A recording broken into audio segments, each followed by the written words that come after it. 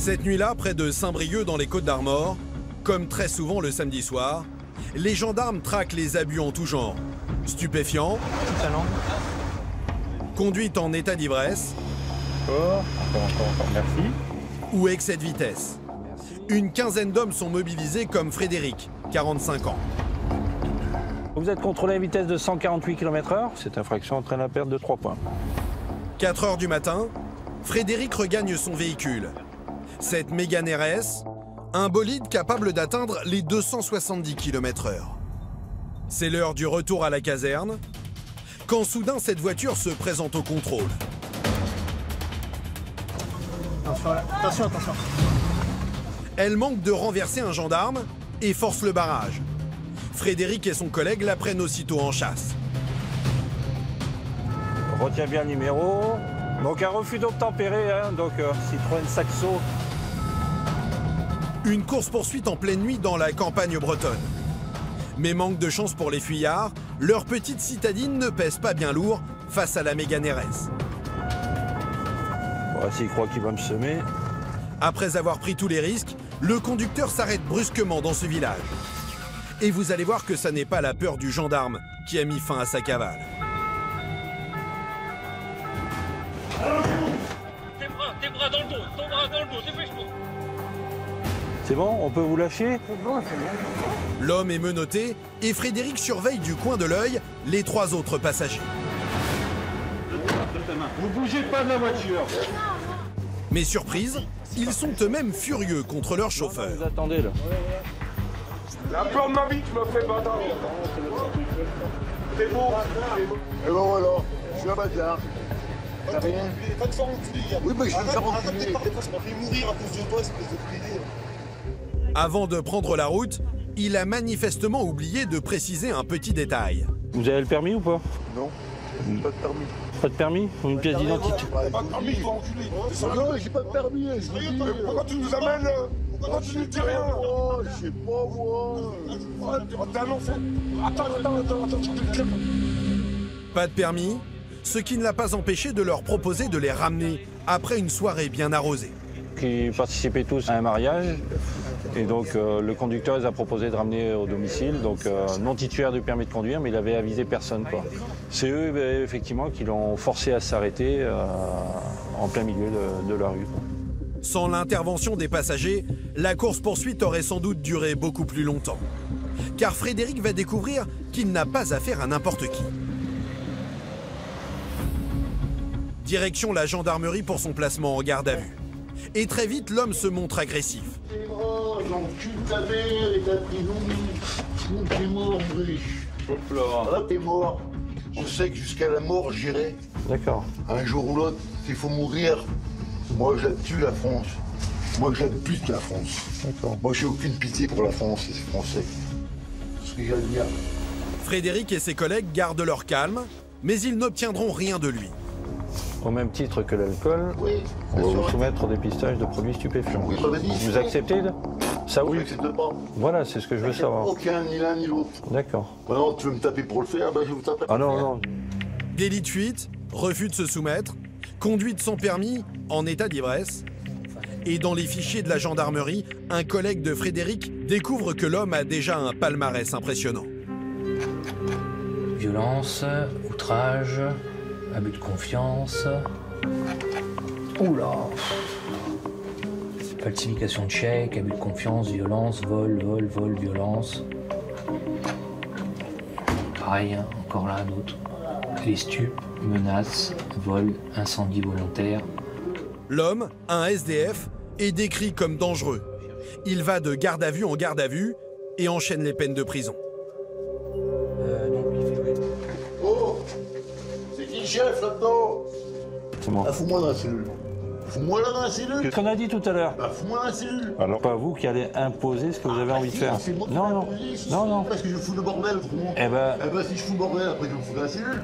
laissez-moi terminer. Eh ben, regarde, écoute-moi bien.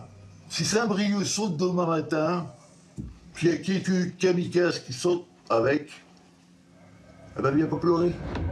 L'homme menace de faire sauter la ville. Frédéric, qui en a pourtant vu d'autres, n'en revient pas. Alors là, je crois qu'on a tiré le gros lot. Là. Ah, quand il y a un mauvais coup, je suis là.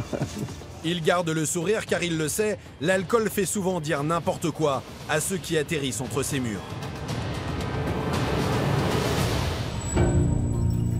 Et après quelques heures de repos, c'est un homme très différent qui se présente devant les gendarmes. Salut. Beaucoup plus coopératif, beaucoup moins menaçant. Ouais, quand j'ai besoin. Ça va, ouais? Oui, ça va. Sentez bien? Je reconnais tout. Ok, je reconnais. L'alcool au volant, le taux d'alcool, je sais qu'il y en avait, il y avait au moins 2 grammes. C'est vrai. Au moins 2. Après, conduite sans permis, je reconnais aussi. Tout, je reconnais. Vous vous rappelez ce que vous nous avez dit hier soir, un petit peu? Hier soir, vous avez dit, moi, j'ai aucune pitié. S'il faut tuer, je tue. Enfants, vieux, jeunes. S'il faut couper des têtes, je coupe. Vous maintenez toujours ça ou quoi? Bah, je maintiens non, parce que c'est vrai que c'est pas bon. Sur le coup d'alcool, on dit n'importe quoi. Et voilà pourquoi la veille, il a forcé le barrage des gendarmes. Parce que j'ai envie d'aller en ville. D'accord. À force de faire, bah, ça t'en est de pire en pire. Faut mieux être freiné, là, et me foutre en prison, que je me calme, que je me repose, que je me remette en question. Un homme à la dérive qui renonce à sa liberté. Allez. Jugé en comparution immédiate, il sera condamné à 18 mois de détention et aussitôt incarcéré. Dinan, Saint-Brieuc, Paimpol, la Bretagne. Une destination qui sent bon les vacances. Des paysages de cartes postales avec ses petits villages aux charmantes maisons grises. Mais la région dissimule aussi un côté beaucoup plus sombre. Gendarmerie nationale, au sol. Vol, agression, trafic en tout genre. Individu interpellé. Tes bras dans le dos, ton bras dans le dos, dépêche-toi. Face à cette délinquance, 6000 gendarmes, en tenue ou en civil. On va prendre des photos, voir ce que ça donne. Pendant 1 an, nous avons suivi leur travail. Ils sont enquêteurs et opèrent discrètement à la recherche de renseignements. Donc ça c'est la caravane de la maman, super. Ou gendarmes en uniforme. Et ça sert à rien. Il y a eu de la violence ou pas? J'ai dit plutôt une menace de me tuer. Souvent confrontés aux excès en tout genre. Je tape 1, 2, 3, je prends lui en premier. Tu pisses dessus, tu t'en prends une. Vous suivrez Mathieu, chef d'escadron de 35 ans, face à un redoutable gang de voleurs qui s'en prend aux cartes bancaires des personnes âgées. J'aborde le monsieur qui est en train de charger ses courses dans le coffre. Ça dure moins de 3-4 secondes. Sébastien, 43 ans, qui fait la chasse aux conducteurs en état d'ivresse. Un fléau dans la région. Vous avez consommé des boissons alcoolisées ou pas? Bah, j'ai bu 2 verres. Vous avez un peu de mal à conduire là. Vous avez pas mal de bouteilles là, à l'arrière. Hein? Ou Nolwenn qui va devoir enquêter au sein d'une communauté difficile à approcher. Les gens du voyage. Mais là, si on arrive à identifier la bonne personne, on a un sacré coup de chance. Des gendarmes confrontés à une hausse inquiétante des accidents mortels et qui traquent les conduites dangereuses. 170. Vous présentez votre permis, s'il vous plaît? Ils surveillent aussi des événements très prisés dans la région, les rêves parties clandestines et les dérives qui vont avec. Vous avez consommé quoi? Vous êtes positif au cannabis. Votre permis va se retrouver annulé pour solde nul. Des gendarmes sur tous les fronts. Allez, action. L'autre visage de la Bretagne. Bienvenue en Bretagne. Ces petites villes en apparence bien tranquilles attirent aujourd'hui une délinquance particulière. Nous allons le constater à Saint-Brieuc dans les Côtes-d'Armor. Facile d'accès, directe par le train depuis Paris à quelques heures de voiture, elle est devenue le terrain de chasse idéal pour des malfaiteurs venus de régions parisiennes. Ils y commettent leur larcin et disparaissent sans laisser de traces.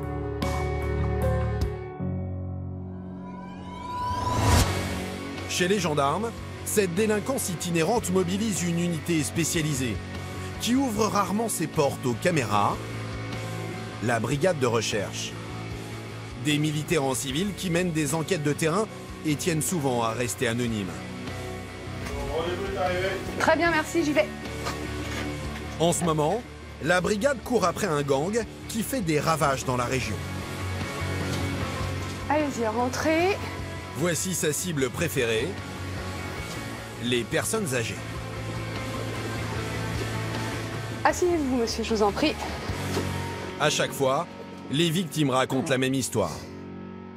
Alors, donc je vais recevoir du coup votre plainte par rapport au vol de carte bancaire. Je vous écoute. Je revenais de faire des courses au supermarché. J'étais très pressée, j'avais des produits frais qu'il fallait que je mette rapidement au frigo. D'accord. J'étais donc dans le coffre de la voiture, si on peut dire. Oui. Et j'ai entendu quelqu'un qui m'appelait « Monsieur, monsieur, monsieur ». Donc j'ai répondu « Non, non, je suis pressé, j'ai pas le temps ». Bon, et j'ai senti une présence venir sur mon côté droit. D'accord. J'ai mis toutes les affaires que j'avais à mettre dans le coffre. Oui. Et j'ai ramené mon chariot. Ouais. Quand je suis revenu vers la voiture, j'ai machinalement mis la main dans ma poche et je me suis rendu compte que j'avais plus mon porte-monnaie. D'accord. Des cartes bancaires qui disparaissent et des malfaiteurs particulièrement habiles et rapides. Est-ce que vous pourriez me dire ce qu'il vous a dit ou ce qu'il a fait précisément lorsqu'il était auprès de vous? Il m'a pas parlé, il m'a simplement interpellé. Ça s'est fait en l'espace de quelques instants. Comment est-ce que vous vous sentez depuis ce vol? Quand j'y pense, je suis pas bien. Un traumatisme et surtout pour beaucoup de victimes, des préjudices qui se comptent en milliers d'euros. Car en enquêtant sur cette affaire, les gendarmes de Saint-Brieuc vont tomber sur un gang très actif et qui sévit dans toute la France. Dans le bureau d'en face, Mathieu, ce chef d'escadron de 35 ans, commande la compagnie. Grâce aux caméras de surveillance des magasins, il a décortiqué le mode opératoire des malfaiteurs, qui commencent toujours par choisir une victime à la caisse. Ils sont souvent deux, hein. Il y a un individu qui est à la caisse qui paye un produit lambda, et puis le second qui s'est positionné derrière la victime, un peu moins, allez, à 1 mètre à peine. Hein.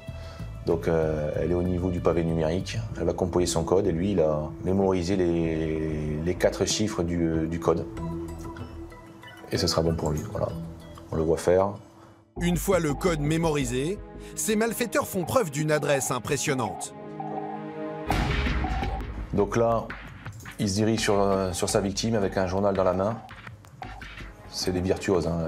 Ils agissent à une vitesse de l'éclair. Tu vois là, ils abordent le monsieur qui est en train de charger ses courses dans le coffre. La main qui va travailler, elle est masquée par le journal.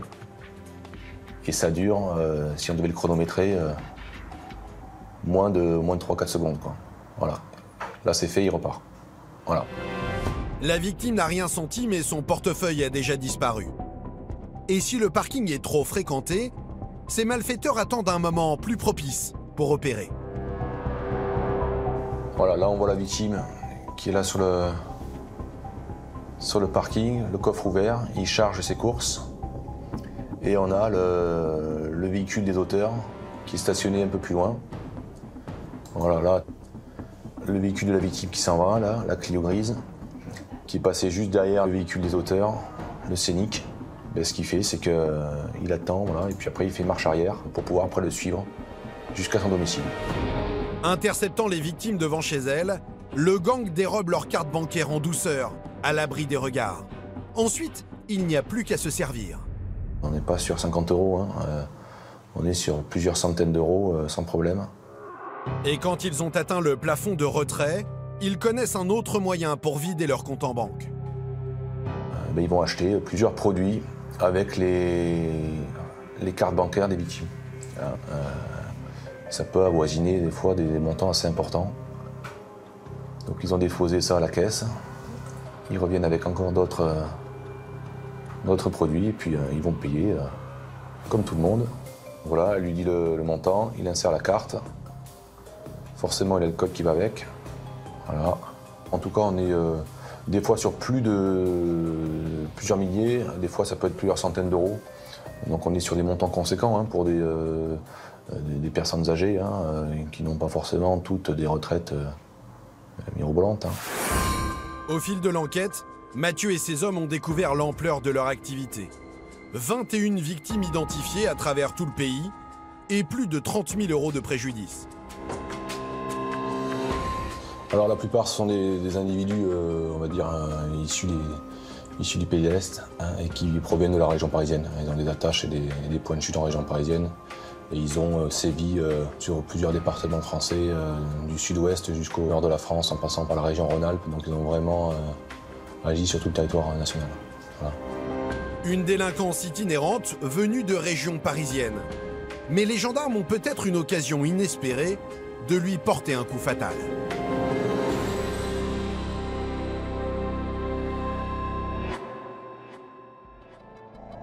Après des semaines d'enquête, la brigade de recherche a réussi à localiser plusieurs téléphones des suspects et à les placer sur écoute.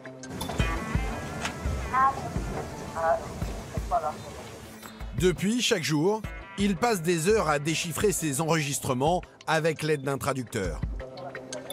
Les écoutes, c'est en rome, ce qui est compliqué pour nous et l'interprète. Et certaines communications sont en français quand ils parlent avec des Françaises.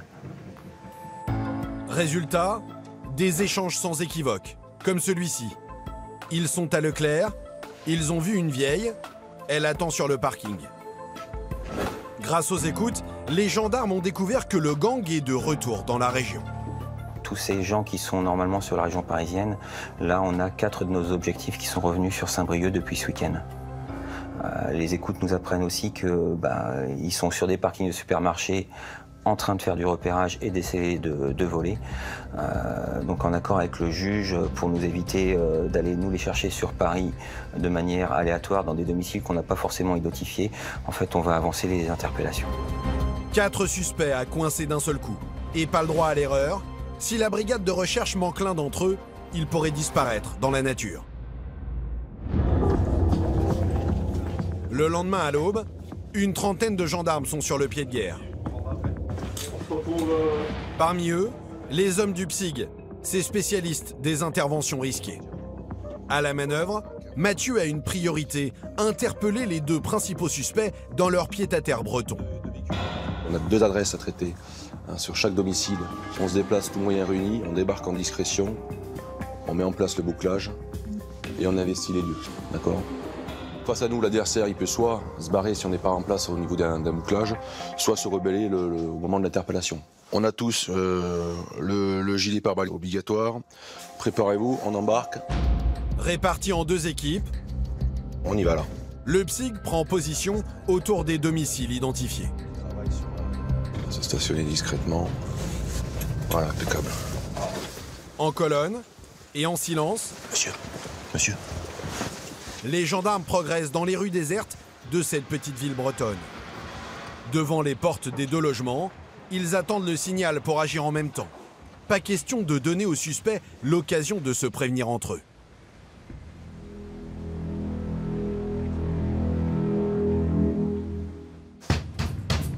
Gendarmerie, ouvrez! Gendarmerie nationale! Au sol! Gendarmerie! On bouge pas, qui es-tu? Ton nom! Tourne-toi!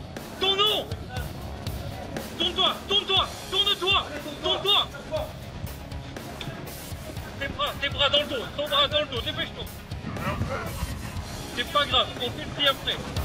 Dans le premier appartement, cet homme clame son innocence. Et après vérification... Calmez-vous, madame. C'est pas lui. C'est pas bon pour moi. Il n'a rien à voir dans l'affaire. Alors l'autre équipe, celle de Mathieu, obtiendra-t-elle plus de résultats? Ouvrez la porte! La gendarmerie! Dépêchez-vous! Dites-moi, je vais dire. Bon. Il est là! Individu interpellé! La gendarmerie, c'est quoi votre nom? On a un individu! Une première prise, mais si Mathieu ne coince pas très vite les autres suspects, il risque bien de ne plus jamais les revoir. Ouais, pour l'instant, on a un objectif et je prends contact avec la deuxième équipe, savoir s'ils ont réussi à interpeller. Là. Dans le premier appartement, en fouillant l'autre chambre, les gendarmes découvrent finalement le deuxième homme particulièrement recherché. 2 femmes également mises en cause sont elles aussi interpellées. Bilan, 4 objectifs sur 4. Ok, ils ont aussi le leur. C'est bon. Ouais, très bien. Petite perquise? Ouais, perquisition quand on cherchait clé d'une voiture. Il dit qu'il n'y a pas de voiture, mais D'accord. voir s'il a une voiture, Ouais. de l'argent liquide et une doudoune verte camouflée. Une perquisition, on cherche de l'argent. Mais même en passant les 2 appartements au peigne fin, Allez, on y va. les gendarmes ne découvrent rien de compromettant. Pour Mathieu, peu importe, le dossier est déjà lourd et les suspects vont devoir s'expliquer.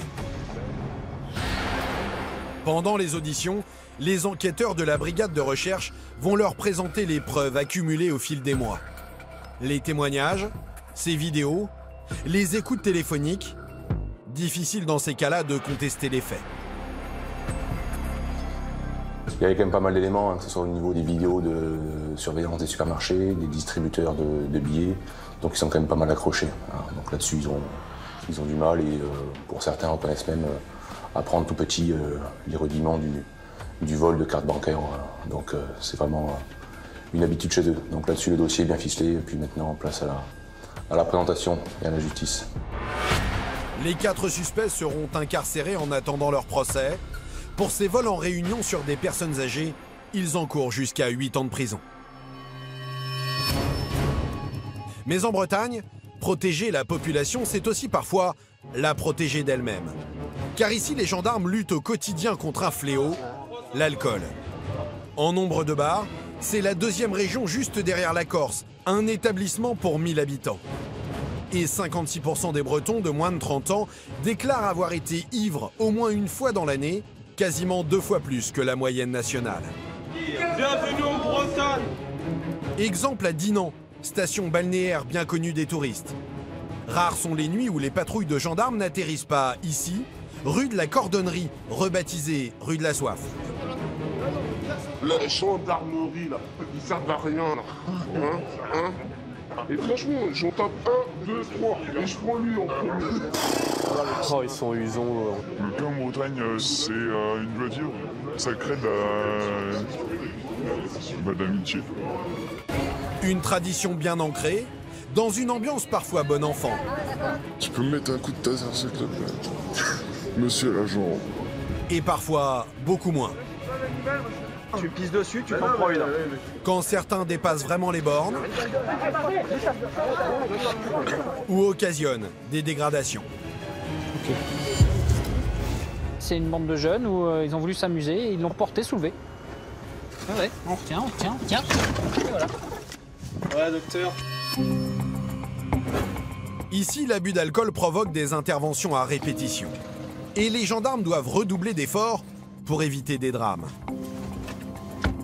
Exemple cette nuit-là avec Sébastien, cet adjudant de 43 ans. Là, on part sur un différend familial. Une dame d'une 60aine d'années qui serait allée sonner chez ses voisins pour signaler un souci avec son conjoint. Le genre d'intervention qui peut réserver quelques surprises. Et en arrivant sur place...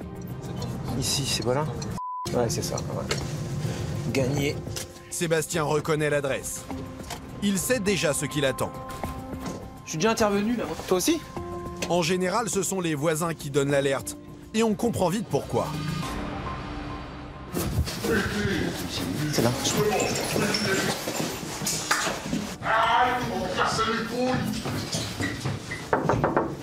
Oui, entrez. C'est la gendarmerie? Bah oui, je suppose que les voisins vous ont appelé. Bah oui, c'est toujours le même. Encore lui, hein. C'est toujours le même souci? Bah oui, il a trop bu, bah voilà.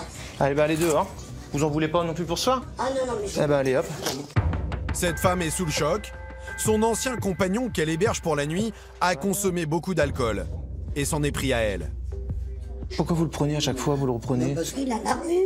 Bah oui, mais bon, le souci, c'est que ça se passe mal après. C'est vinyle. Bah oui, mais vous dites ça à chaque fois. Moi, je vous dis à chaque fois, nous, on le met dehors, on peut pas faire plus. Après, vous fermez les portes et puis terminé. Il y a ça, j'ai appelé ma tante en pleurs. C'est pour ça. Vous avez pas besoin de ça, hein. Le scénario se répète sans cesse et à chaque fois, l'intervention est musclée. De toute façon, ça va falloir être de force parce que à chaque fois, c'est le même cinéma. Donc, allez. Dépêche-toi. On lui fait pas mal, vous inquiétez pas. Mais non, je suis pas... Faut pas lui ouvrir à chaque fois. Il y a eu de la violence ou pas? Bah, il menace de me tuer, de me foutre, il m'a déjà foutu. Là, il a craché partout. Il me jette des couteaux, il casse les assiettes. Et vous avez déjà déposé plainte? Non. Un homme que l'alcool rend violent et très difficile à raisonner. Vous venez. Descendez, monsieur. Monsieur, vous écoutez. On est gentil, on est correct. On est correct. Soyez correct, s'il vous plaît. J'ai ramené votre caquette et vos affaires. Vous descendez, je vous donne vos affaires. Allez-y, descendez. Casquette aussi, monsieur. On va Allez, pouvoir monsieur. discuter plus facilement dehors. S'il vous plaît. Allez-y, monsieur. Allez-y. Monsieur. Mais non, mais arrêtez, ça sert à rien. On est en train de vous dire de venir. Mais ça sert à rien. Je te lève, hein. Moi, je te lève. Pas de souci. Je te prends les jambes. Pas de souci. Allez, tiens les bras. Tiens les bras. Ce soir encore, les gendarmes vont y passer plus d'1 heure. Prenez vos affaires. Vous allez finir en cellule. Relevez-vous, monsieur. Allez, on va pas passer la soirée. Et non, ça sert à Asseyez-vous. Arrêtez. Mettez vos chaussures. C'est bon, maintenant. Nettoyez les feuilles. Vous allez payer. On va le payer. Des interventions interminables, et Sébastien sait bien qu'il reviendra ici dans quelques jours. À chaque fois, on vient, on le met dehors, et puis éventuellement, on le place en cellule de dégrisement pour la nuit. Mais le problème, c'est que ça revient régulièrement. Parce qu'elle cède un peu à son chantage. Quand il se présente en bas de l'immeuble, il tambourine à la porte, et puis elle finit par lui ouvrir, quoi. Allez, venez avec nous. L'alcool qui complique sérieusement le travail des gendarmes de Dinan. Obligés de déployer des trésors de patience. Oh. Allez, vous soufflez, après je vous donne de l'eau. Allez, une bonne inspiration, on va pas passer 2 heures. Allez. Mais non, mais c'est pas aspirer, c'est souffler. Vous aspirez, là. Allez, je te laisse te reposer, on se voit tout à l'heure. Pas mal de détresse sociale, misère, sous fond d'alcool, les 3 quarts du temps. Et en fin de compte, la nuit, c'est le fond, effectivement, de nos interventions. Mais en Bretagne, il y a plus préoccupant pour les gendarmes. Une très mauvaise habitude qui a la vie dure. Selon un récent sondage, 1 Breton sur 3 avoue conduire après avoir trop bu. Allez, hop, on y va, les gars.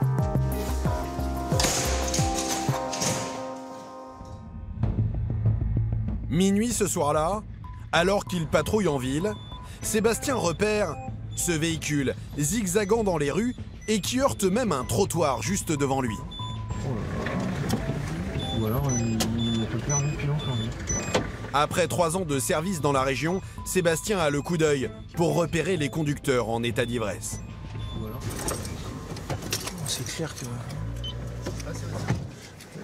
là, on est sur un véhicule qui circule bizarrement. Bonsoir, monsieur, vous coupez le moteur?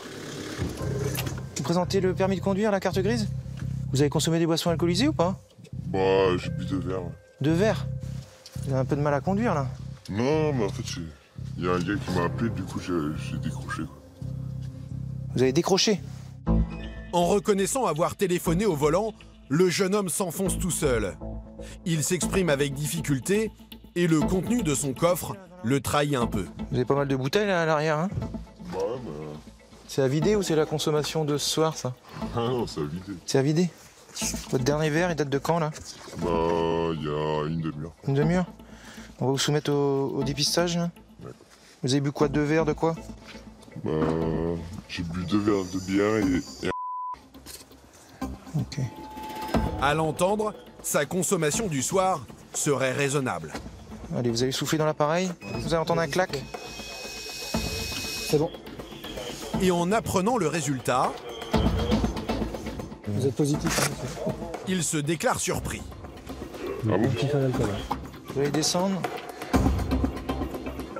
Ça va aller? Vous avez rien de dangereux sur vous? Non.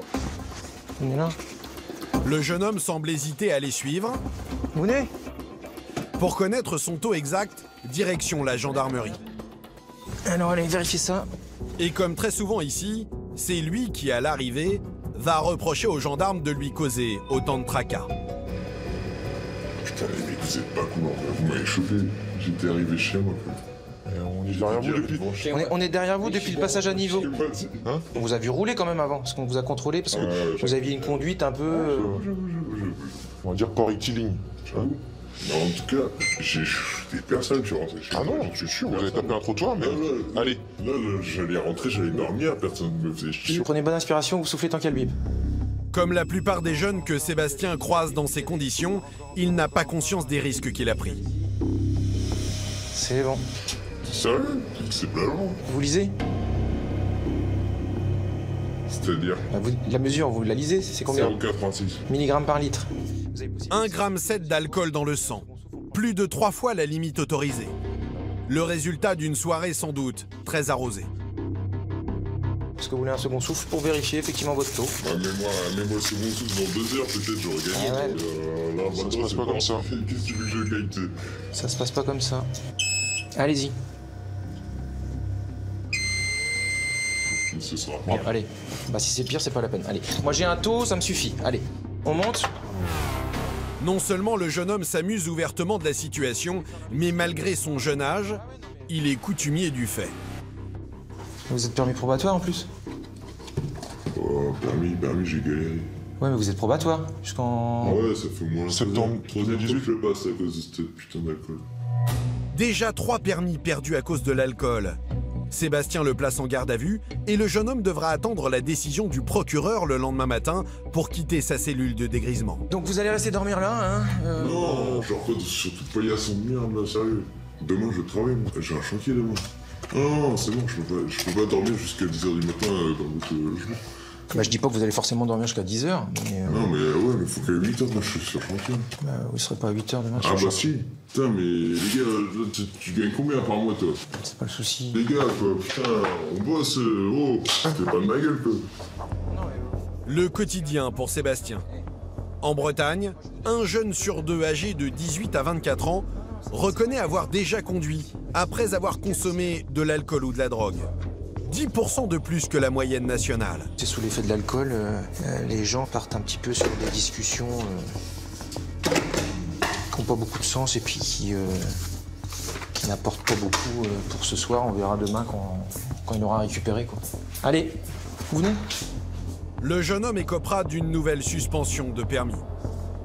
Ici, l'alcool au volant est responsable d'un accident mortel sur 3. Et il est aussi à l'origine d'affaires particulièrement graves.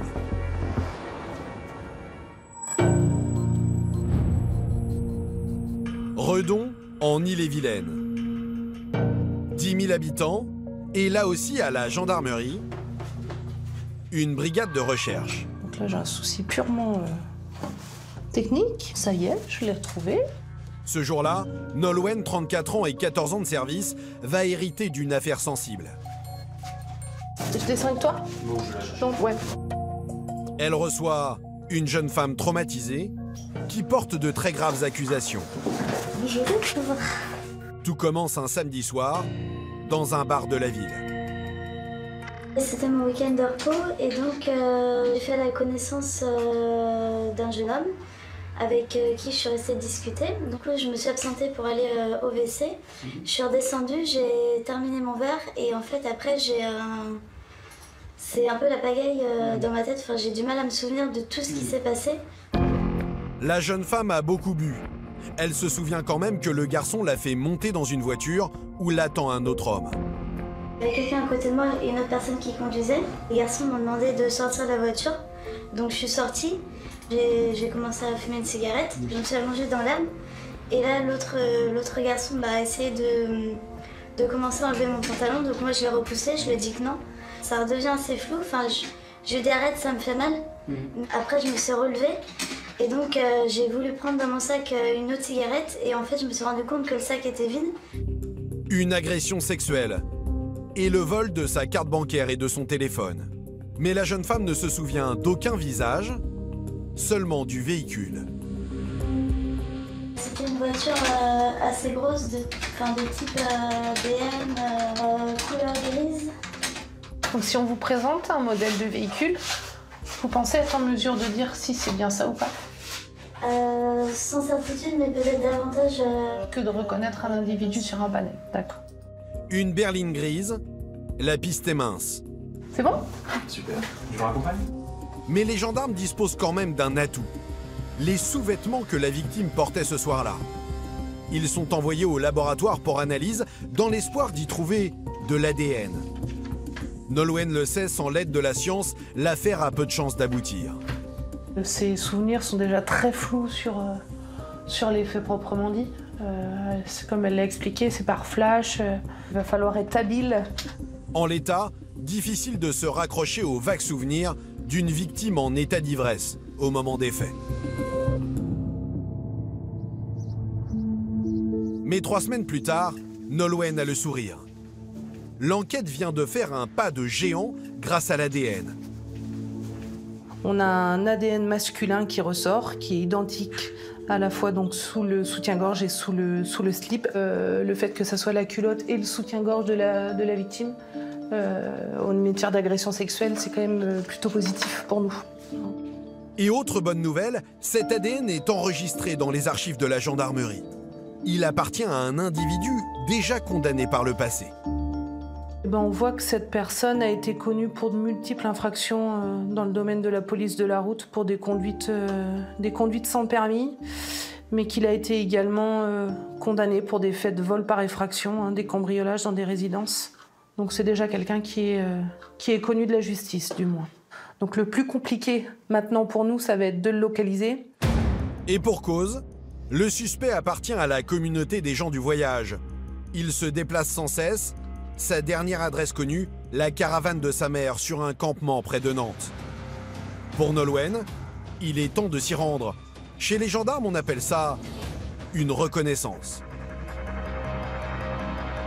On va vérifier déjà, essayer de vérifier s'il est bien présent sur place, voir le nombre de personnes présentes sur place pour pouvoir interpeller en sécurité, voir le nombre de caravanes, et qu'il n'y ait pas d'incident.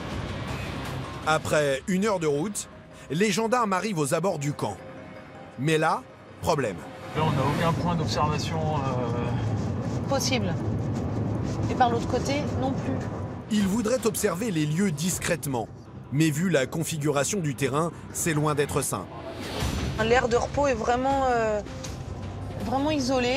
Ils vont nous voir arriver, donc c'est pas possible de le faire de manière discrète. Donc ça complique les choses quand même.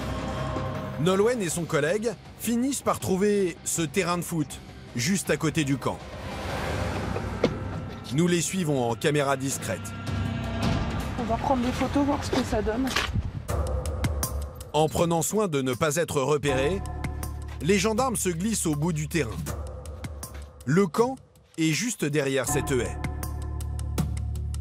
Le collègue de Nolwenn prend discrètement quelques clichés.